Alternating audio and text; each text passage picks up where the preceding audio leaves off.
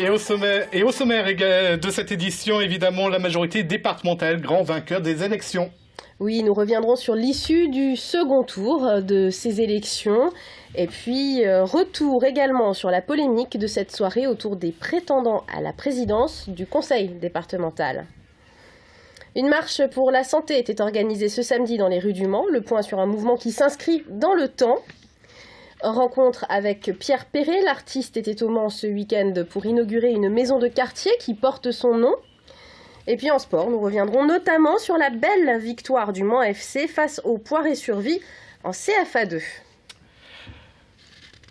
On ouvre ce journal alors avec les élections départementales en Sarthe. La majorité départementale l'a donc emportée hier soir. Elle s'est imposée dans 13 cantons sur 21. De son côté, le Rassemblement de la gauche a failli faire carton plein dans les cantons du Mans. Elle en obtient 6 sur 7. Seul le Mans centre reste à l'UMP. Enfin, le FN, présent dans 15 cantons au premier tour, n'aura pas transformé l'essai ce dimanche. Retour en détail sur ces résultats avec Lucille Canté. Sans grande surprise, la droite remporte une nouvelle fois le Conseil général de la Sarthe. La modification des cantons n'y aura rien changé. La majorité départementale a même conforté son avance en s'imposant dans 13 des 21 cantons.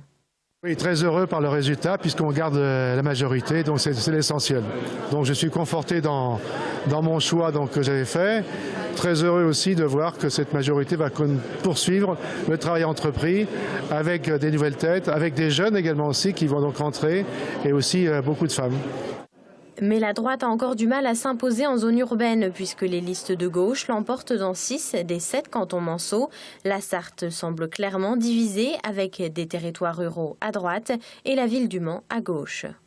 C'est une vraie satisfaction de se dire que sur les 14 conseillers départementaux qui représentent l'agglomération mancelle, il y en aura 12 qui sont issus des rangs de la gauche.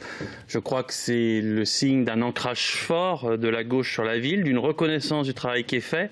Et puis nous avons réussi un certain nombre de passages de témoins qui sont importants. Je pense à l'élection d'Éric Marchand ou Mélina Elsoud sur Le Mans 2 par exemple, sur Sylvie Tolmont et Paul Létard sur Le Mans 7, qui montrent qu'on est en mesure de renouveler aussi nos candidats sur la ville.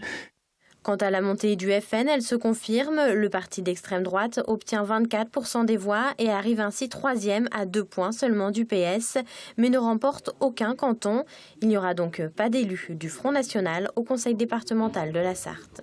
Retour à présent sur la polémique de cette soirée électorale autour des candidats à la présidence au conseil départemental. Dominique Leménaire, chef de file de cette campagne à droite, était tout désigné pour succéder à Jean-Marie Jeuveau à la tête du conseil départemental. C'était sans compter sur la candidature surprise de la secrétaire générale de l'UMP, Fabienne Labrette-Ménager. Les choses sont finalement rentrées dans l'ordre ce lundi midi. Florent Clavel. Quelques pas, côte à côte, en compagnie des élus de la majorité départementale. Image d'union entre Dominique Leménaire et Fabienne Labrette-Ménager ce matin à l'abbaye de l'Épau. Une clarification nécessaire. La conseillère générale du canton de Sillé laissait entendre qu'elle pourrait briguer la présidence du département. Dès lors, se profilait un face-à-face avec le chef de file de la campagne. Ce matin, à l'issue d'une réunion de plus de 2 heures, le député assure que tout est réglé. Écoutez, il n'y a pas d'ambiguïté. Je crois qu'on est resté sur la ligne qui avait été choisie, à l'unanimité, si je puis dire, puisque Fabienne a indiqué d'ailleurs qu'elle ne serait pas candidate à la présidence du Conseil général. Et donc tout ça s'est passé dans une excellente ambiance. Seules les conditions de cette paix des braves diffèrent. Selon l'élu du canton de Saint-Calais, rien n'aurait été négocié en échange. Ce n'est pas vraiment ce que dit Fabienne Labrette-Ménager. Moi, c'est pas en termes de vice-présidence que ça m'intéresse. Je voulais voilà, Sarthe Habitat. Il y avait des choses que je voulais garder. Je voulais avoir le logement dans ma commission. J'ai négocié ce que je voulais négocier. Et donc, je soutiendrai Dominique Leménaire et l'ensemble de la majorité. Fin du chapitre donc de cette énième bisbille entre le président de l'UMP et la secrétaire départementale du parti. Dominique Leménaire est maintenant l'unique candidat de la droite. Disposant d'une confortable majorité, il devrait être élu ce jeudi à la tête du Conseil général.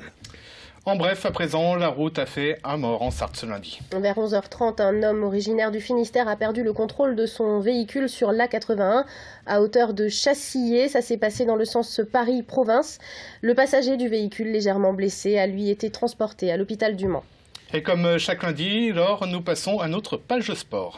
Au programme de ce condensé du foot avec la belle victoire du Mans FC en CFA2, de la course à pied et du tennis de table avec le maintien assuré pour les deux équipes de l'ASL en National 3 masculine.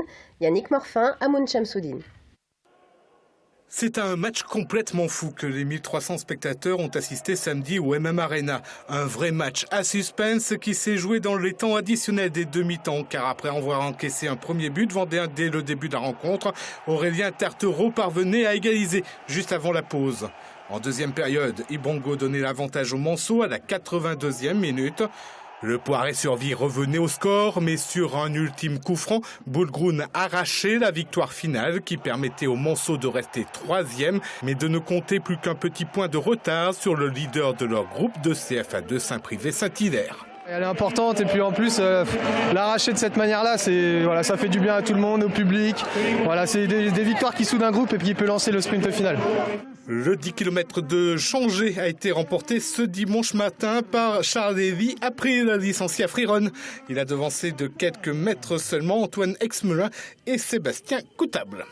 En tennis de table, c'était l'avant-dernière journée des divers championnats nationaux. En National 3 masculine, les deux équipes de l'ASL Le Mans étaient à domicile. L'équipe 1 s'est inclinée face à Argentan 8-4. La 2, elle, s'est imposée face à Bordeaux 8-2. Une victoire pleine d'émotions pour Renan Delaney qui effectuait là son dernier match avec les Manceaux. Pour saluer son départ, tous les joueurs avaient choisi de se teindre les cheveux en roux. Le personnel hospitalier du Mans a de nouveau manifesté ce samedi dans les rues du centre-ville. Une marche citoyenne à l'appel de l'intersyndicale. Cela fait maintenant plus de 6 semaines que le personnel hospitalier se mobilise pour défendre l'hôpital public. Michael Texier. C'est non, non, non, non. Un cri place de la République au Mans pour exprimer le ras-le-bol d'une situation tendue à l'hôpital. Congé en berne, récupération repoussée, sous-effectif et surménage des personnels. La santé, comme on le dit régulièrement, n'est pas une marchandise et l'hôpital ne doit pas être une entreprise. Depuis 6 semaines, les manifestations se succèdent. La population était appelée samedi à pousser, elle aussi, ce cri. On l'avait dit dès le départ, il faut qu'on y associe les usagers, parce qu'aujourd'hui, la bagarre que l'on mène, elle est beaucoup plus large que de la seule responsabilité des professionnels de santé. Elle doit s'ouvrir à toute la population. Et c'était la raison pour laquelle on avait voulu faire cette marche pour la santé. Une marche pour la santé avec en ligne de mire le tout ambulatoire dans les hôpitaux, préalable à la casse du service public hospitalier selon les manifestants. Ils étaient environ 200 au Mans samedi. Et il est temps d'accueillir l'invité d'info. Ce soir, c'est maître Sophie Ribaud. Bonsoir. Bonsoir. Vous êtes responsable communication, on va dire, de la Chambre interdépartementale des notaires. Absolument. Notaire, vous-même. Et samedi, vous venez pour nous présenter donc cette opération Conseil du coin. Le Conseil du coin, ce sont les conseils que vous allez donner aux gens de 10h à midi dans les cafés du Mans. Voilà, absolument. Je viens vous reparler de ça puisque ça fait 3 mois qu'on enchaîne cette opération. Les premiers samedis de chaque mois.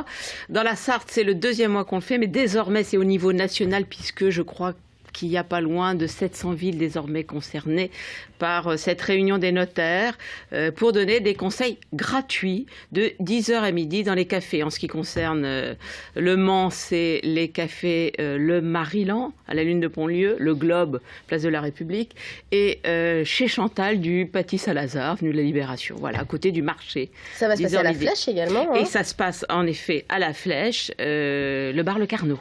Voilà. Qu'est-ce qu'on peut vous demander en fait concrètement? Déjà on rentre et puis on se présente, on cherche l'individu. On vous reconnaîtra parce que vous aurez des écharpes, c'est ça ou une cravate pour ces messieurs, ou une écharpe également, enfin quelque chose de rouge. Effectivement, on nous retrouvera dans un coin, on est à peu près 2 notaires par café, et puis c'est les questions de la vie quotidienne. Les gens qui, a priori, c'est pour ça que on a choisi ces bars-là, a priori n'ont pas l'habitude d'aller dans des études, recueillir les conseils qui leur sont pourtant indispensables. Alors les conseils sur la vie de tous les jours. La vie de tous les jours, absolument. On va se mentir, le 7 avril prochain, la loi Macron oui, on va pas se mentir, bien sûr. Examinée au Sénat. Et on le sait pertinemment, comme beaucoup de professions réglementées, les notaires, ils sont très hostiles. Vous avez manifesté à de nombreuses reprises, notamment au Mans. C'est montrer aussi que vous rendez service à la population de manière totalement gratuite. C'est une opération civique. Voilà. Pour montrer qu'effectivement les conseils sont gratuits, qu'ils le sont encore aujourd'hui, tant qu'il n'y a pas la liberté d'installation, tant qu'il n'y a pas ce corridor tarifaire, ce dont par la loi Macron, effectivement, on donne des conseils gratuits. Pourquoi ? Parce qu'on a un tarif qui nous permet de le faire, soyons clairs. Demain, ça ne sera plus le cas si la loi Macron passe dans son état. Voilà. Ça ne sera plus possible. On ne pourra plus rentrer dans une étude et dire voilà, que dois-je faire pour mon enfant handicapé ? Que dois-je faire pour adopter l'enfant ? C'est possible aujourd'hui, on peut entrer dans une étude de notaire et demander un conseil gratuit. Oui, mais moi, vous verriez mon agenda, Les gens osent le faire ? Certains osent, mais certains n'osent pas. J'imagine, je suppose, je l'ai vu déjà à la première opération au Conseil du coin, il y a toute une gamme de populations qui n'osent pas. Voilà, qui n'osent pas. Et donc, le café, ce sera peut-être l'endroit où vous pourrez oser justement rencontrer ces professionnels du droit et du droit de la vie de tous les jours. Absolument. Et donc, ça se passe. La famille, et ça se passe donc ce samedi, notamment au Mans, dans les cafés que je rappelle, le Maryland, le Globe et chez Chantal du Saint-Lazare. Merci beaucoup. Alors, si je vous dis ouvrez la cage aux oiseaux, vous me répondez. Pierre Perret, bien sûr. Quel talent. Et qui ne connaît pas les chansons de ce monument de la culture française, bien sûr. Le poète-chanteur était de passage à Coulennes et au Mans, quartier de l'Épine. Ce samedi, Michael Texier l'a rencontré. Ça commence par un accueil sous son nom qui s'étend au mur de la maison de quartier éponyme au Mans. Il dit sa honte de n'être pas venu avant, il dit sa joie d'être là. Surtout, il montre son émotion. Dans la salle, une chorale entonne les chansons du poète musicien.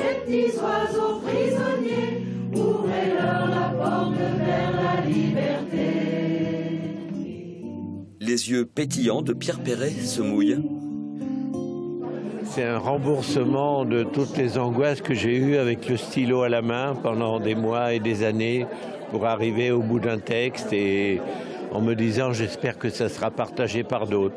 Apparemment ça l'est et c'est réconfortant. Les choristes sont aux anges. On se sent très privilégié, on est heureux de chanter sa poésie parce que c'est vraiment un vrai poète et on est extrêmement fiers de chanter pour lui.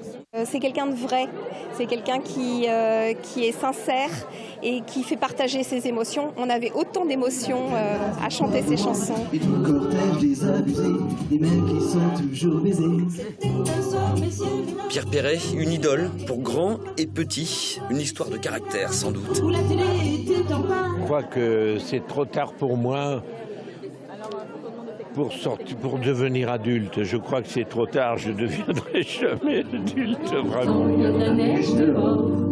Un dernier tour de chant, ensemble.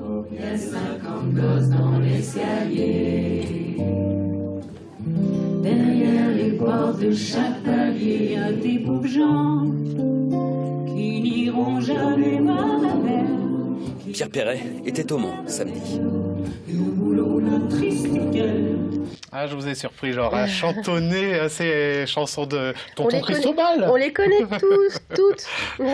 Allez, on se retrouve dans à peine 5 minutes pour l'actu vue par vous. Avec Jean-Louis Le Denmat, secrétaire général adjoint de la CFDT 72, je vous le disais, pour une enquête sur la vie au travail réalisée pendant 4 ans dans les Pays de la Loire. Une enquête édifiante, on en parle dans quelques instants. Et à suivre la météo de Romuald de Besson.